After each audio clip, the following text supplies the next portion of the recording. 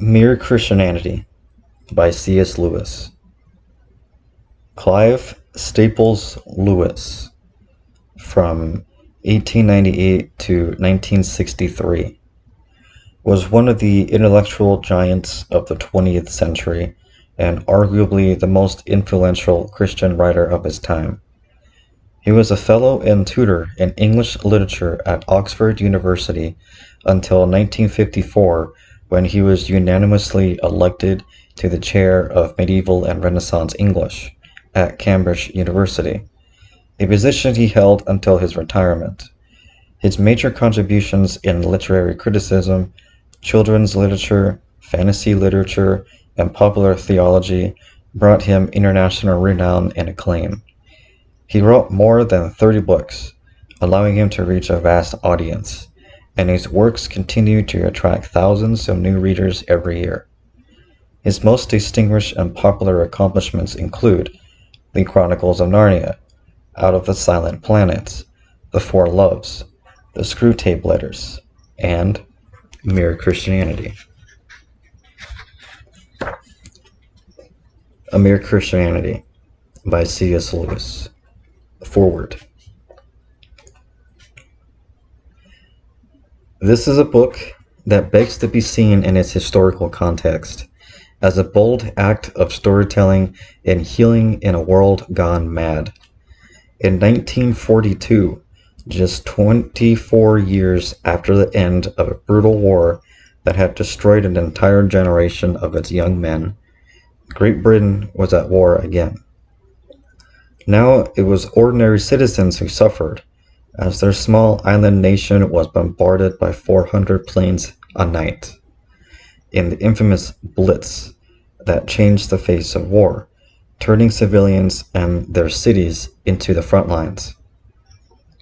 As a young man, C.S. Lewis had served in the awful trenches of World War I, and in 1940, when the bombing of Britain began, he took up duties as an air raid warden and gave talks to men in the Royal Air Force, who knew that after just 13 bombing missions, most of them would be declared dead or missing.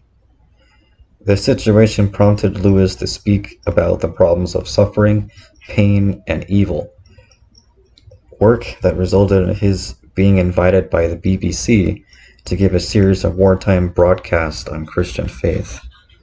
Delivered over the air from 1942 to 1944, these speeches eventually were gathered into the book we now know today as Mere Christianity. This book, then, does not consist of academic philosophical musings. Rather, it is a work of oral literature addressed to people at war. How strange it must have been to turn on the radio, which was every day bringing news of death and unspeakable destruction, and hear one man talking in an intelligent, good-humored, and probing tone about decent and humane behavior, fair play, and the importance of knowing right from wrong. Asked by the BBC to explain to his fellow Britons what Christians believe, C.S. Lewis proceeded with the task as it were the simplest thing in the world and also the most important. We can only wonder about the metaphors that connected so deeply with this book's original audience.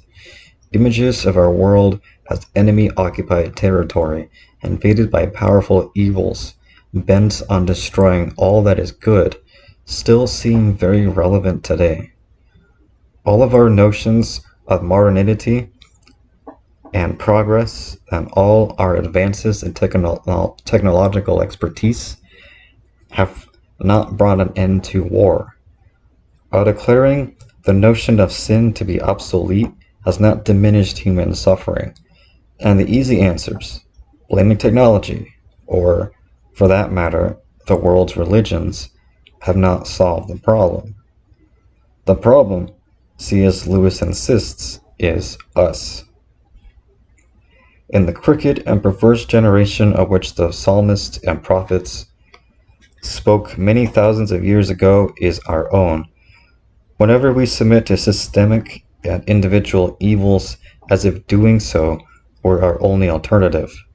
C.S. Lewis, who was once described by a friend as a man in love with the imagination, believed that a complacent acceptance of the status quo reflects more than a failure of nerve. In Mere Christianity, no less than in his more fantastical works, the Narnia stories and science fiction novels, Lewis betrays a deep faith in the power of the human imagination to reveal the truth about our condition and bring us to hope. The longest way round is the shortest way home, is the logic of both fable and of faith. Speaking with no authority but that of experience, as a layman and former atheist, C.S. Lewis told his radio audience that he had been selected for the job of describing Christianity to a new generation precisely because he was not a specialist, but an amateur, and a beginner, not an old hand. He told friends that he had accepted the task because he believed that England, which had come to consider itself part of a post-Christian world, had never in fact been told in basic terms what the religion is about. Like Soren Kierkegaard before him and his contemporary Dietrich Bonhoeffer, Lewis seeks in Mere Christianity to help us see the religion with fresh eyes, as a radical faith whose adornments might be likened to an underground group gathering in a war zone, a place where evil seems to have the upper hand to hear messages of hope from the other side. The Mere Christianity in C.S. Lewis is not a philosophy or even a theology that may be considered, argued, and put away in a book on a shelf. It is a way of life, one that challenges us always to remember, as Lewis once stated, that there are no ordinary people, and that it is immortals whom we joke with, work with, marry, snub, and exploit. Once we tune ourselves to this reality, Lewis believes we open ourselves to imaginatively transform our lives in such a way that evil diminishes and good prevails. It is what Christ asked of us in taking on our humanity, sanctifying our flesh and asking us in turn to reveal God to one another. If the world would make this seem a hopeless task, Lewis insists that it is not. Even someone he envisions as poisoned by a wretched upbringing in some house full of vulgar jealousies, and senseless quarrels, can be assured that God is well aware what a wretched machine you are trying to drive, and asks only that you keep on doing the best you can. The Christianity Lewis espouses is humane, but not easy.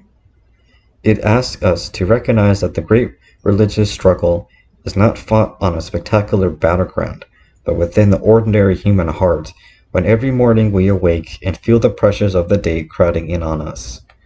And we must decide what sort of immortals we wish to be.